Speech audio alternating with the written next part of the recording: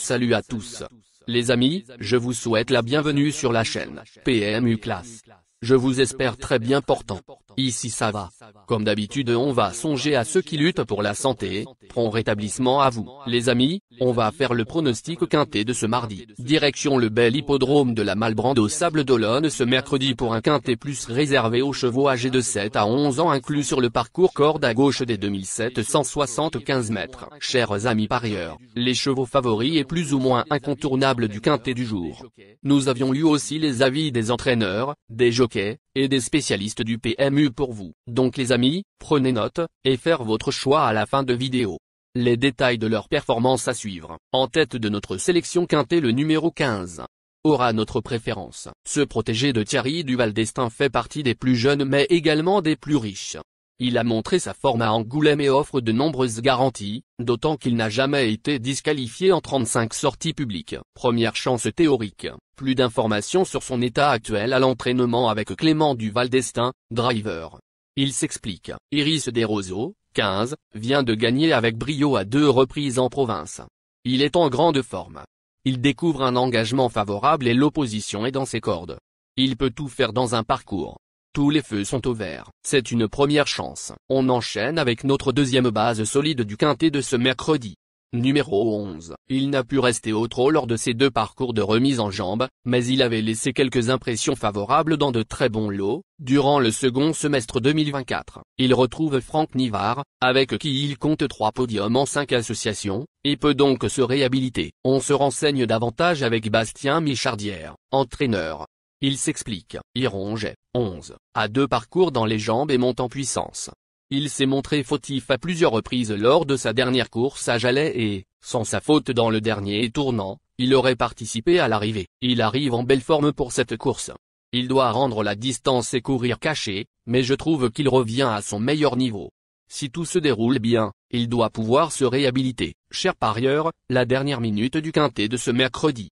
Numéro 6. Disqualifié à 23 reprises en 41 sorties, ce fils d'Uniklov évolue encore en retard de gain.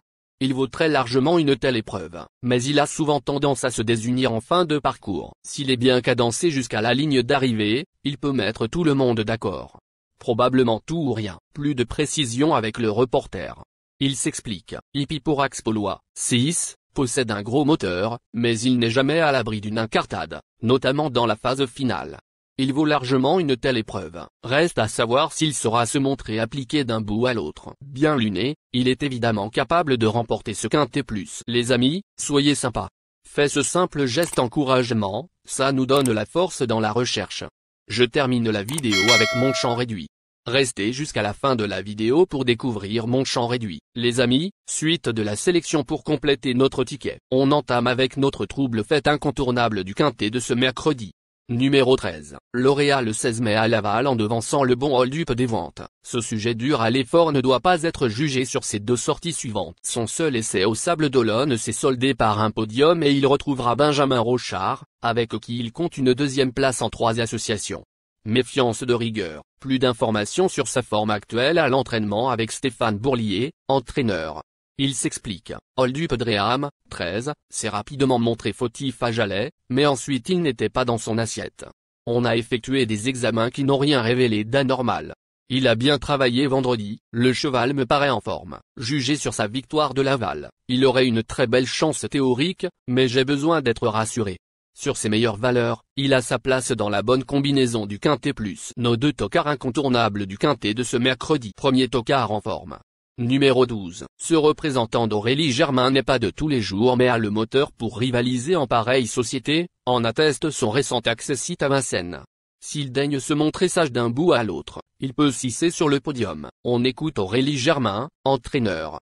Il s'explique. Humberland, 12, reste sur une très belle 2e place à Vincennes. Le départ reste son talon d'Achille, mais le cheval est en forme et l'opposition est moins relevée que la dernière fois, même s'il doit rendre la distance. Je compte sur lui. 2e tocard en forme. Numéro 10. Habituellement très sérieux, ce protégé de Jam le Bouteiller ne doit surtout pas être condamné sur sa récente disqualification au départ. Néanmoins, il restera ferré et bénéficiera d'un excellent engagement le 19 juillet à 40 ans. Des doutes. Plus de précision avec Jam le Bouteiller, entraîneur et driver.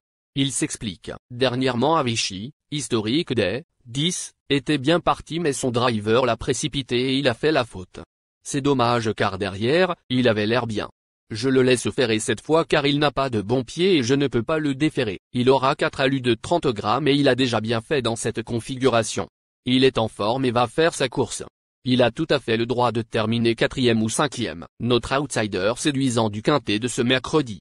Numéro 14. Après 3 parcours de remise en route nécessaires, il a renoué avec la victoire le 25 mai à Lignières. Dans un lot très correct, il a repris de la fraîcheur et se présentera totalement pieds nus, configuration dans laquelle il s'était plaisamment imposé le 8 novembre dernier à Laval. À retenir, plus de précision avec Stéphane Provost, entraîneur. Il s'explique. Happy Danové, 14, vient de refaire parler de lui en s'imposant à Lignières. Il n'avait pas un bon programme alors j'ai visé cette course avec lui. Il est en forme et me donne satisfaction. Il a été préparé pour ça. Je pense qu'Iris Desroseaux, 15, et Epiporax Polois, 6, lui sont supérieurs, mais il a sa place dans les quintets plus. Je le préfère à mon autre protégé, Philous Milling, 16. Notre surprise évidente du quintet de ce mercredi. Numéro 5. Bon 5e le 18 juin à Chartres. Malgré un départ au galop, ce brave trotteur a ensuite été fortement gêné à la sortie du tournant final au Neubourg. Il partira en tête cette fois et ce parcours convient bien à ses aptitudes. Il serait imprudent de l'écarter radicalement. On écoute Fabien Jans, entraîneur et driver.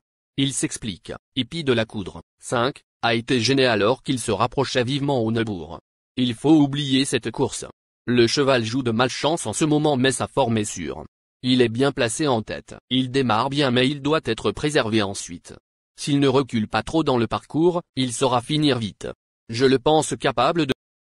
Il est important de noter que les paris hippiques comportent toujours un certain niveau de risque et ne garantissent pas les gains. Pour augmenter vos chances de succès, il est recommandé de mener des recherches sur les chevaux, les jockeys, les entraîneurs et les conditions de la course, tout en suivant les conseils des experts hippiques.